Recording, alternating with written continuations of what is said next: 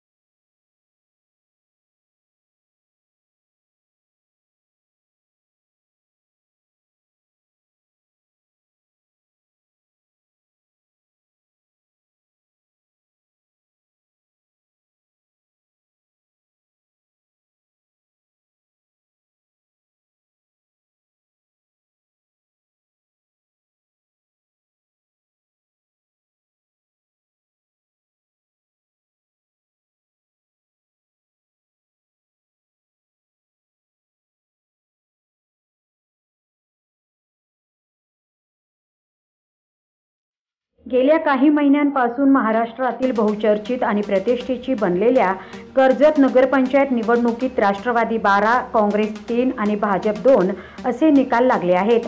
राष्ट्रवादी आणि काँग्रेस यांची आघाडी होती। भाजपाचे नेते आणि माजी मंत्री राम शिंदेंविरुद्ध कर्जत जामखेडचे राष्ट्रवादीचे आमदार रोहित पवार यांच्या नेतृत्वाखाली ही निवडणूक पार पडली। या निवडणुकीदरम्यान अनेक आरोप प्रत्यारोप तसेच विविध मुद्द्यांवरून ही निवडणूक राज्य पातळीवर चांगलीच गाजली। भाजपाच्या ताब्यात असलेली कर्जत नगरपंचायत एक हाती आपल्याकडे ओढून आणण्यात अखेर आमदार रोहित पवार यांना यश आले आहे। नगरपंचायतच्या 17 जागांपैकी काँग्रेस आणि राष्ट्रवादीच्या पारड्यात 15 जागा पडल्या असून जनतेने कर्जत नगरपंचायत निवडणुकीचा कौल हा आमदार रोहित पवार यांच्या विकास कामांच्या बाजूने दिला असल्याचे स्पष्ट झाले आहे। यंदाची निवडणूक अत्यंत चुरशीची आणि प्रतिष्ठेची बनली होती। त्याचबरोबर कर्जतकरांनी अनोखा प्रचार देखील अनुभवला। शेवटच्या क्षणापर्यंत या निवडणुकीचा निकाल कोणाच्या बाजूने लागणार याबद्दल शंका व्यक्त केली जात होती। मात्र अखेर आमदार रोहित पवार यांच्या नेतृत्वाखालील काँग्रेस आणि राष्ट्रवादी काँग्रेसच्या उमेदवारांना घवघवीत यश मिळाले आहे। कर्जत नगरपंचायतीच्या माध्यमातून अनेक विकास कामे मार्गी लागतील असा विश्वास आमदार रोहित पवार यांनी व्यक्त केला। त्याचबरोबर गेल्या अनेक वर्षांपासून भाजपाचा गड राहिलेल्या कर्जत शहरावर अखेर राष्ट्रवादीचा झेंडा फडकविण्यात रोहित पवार यशस्वी झाले आहेत। येणाऱ्या काळात कर्जत शहराचा संपूर्णतः कायापालट करून विकासाभिमुख दृष्टिकोन डोळ्यासमोर ठेवून शहरात कामे होतील।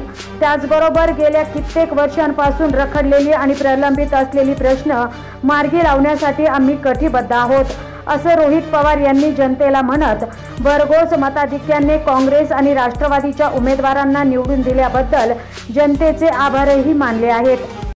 एकच मी म्हणेल, लोकांचा राष्ट्रवादी आणि काँग्रेसवर असणारा विश्वास, इथे जे उमेदवार आम्ही दिले होते त्यांच्यावर असणारा विश्वास, तिथे असणारे कार्यकर्ते, पदाधिकारी आणि अनेक असे इच्छुक उमेदवार होते की ज्यांना उभं राहायचं होतं पण त्यांना तिकीट मिळालं नाही, तरीसुद्धा त्यांनी पार्टीचा मनापासून प्रचार केला, उमेदवारांचा प्रचार केला आणि 17 पैकी 15 उमेदवार हे राष्ट्रवादीचे, काँग्रेसचे त्या ठिकाणी निवडून आले। आणि त्याच्याचबरोबर सद्गुरू संत गोदर महाराजांचा आशीर्वाद, अशा प्रकारे एवढी मोठी ताकद आपल्या या सर्व उमेदवारांच्या मागे असल्यामुळे मेजॉरिटी ही राष्ट्रवादी आणि काँग्रेसची त्या ठिकाणी आलेली आहे. एक तर कुठलाही पेपर दिल्यानंतर निकाल आल्यानंतर थोडंसं आपल्याला आत्मपरीक्षण करावं लागतं की कुठं काय चुकलं असावं, पण गम डोक्यात घेऊन आपण पुढे जाणारी माणसं नाही. खुशी सगळ्यांना मिळून त्या ठिकाणी आम्ही सर्वांनी व्यक्त केलीच आहे. त्यामुळे ज्या खुशीने ज्या चांगल्या विचाराने लोकांनी आम्हा सगळ्यांना म्हणजे या उमेदवारांना निवडून दिलं, त्यांचे जे काही कामं असतील अडचणी असतील ते आता आम्ही त्या ठिकाणी सोडवणार आहोत. त्यामुळे जे 2 उमेदवार त्या ठिकाणी आपले पडले, नक्कीच आत्मपरीक्षण करावं, केलंच पाहिजे, ते आम्ही करूच.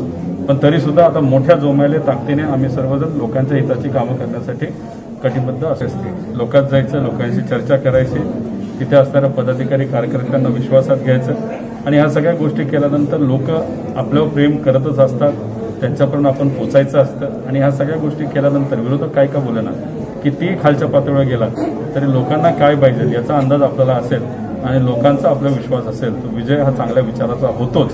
आणि तो विश्वास ज्या पद्धतीने नगरपंचायतमध्ये आम्हा सर्वांना होता तसाच येत्या काळामध्ये जे काही इलेक्शन होतील त्याच्यामध्ये सुद्धा आम्हा सर्वांना असेल. प्रतिनिधी नासिर पठाणसह अशोक वीर, नगर संघर्ष न्यूज, कर्जत.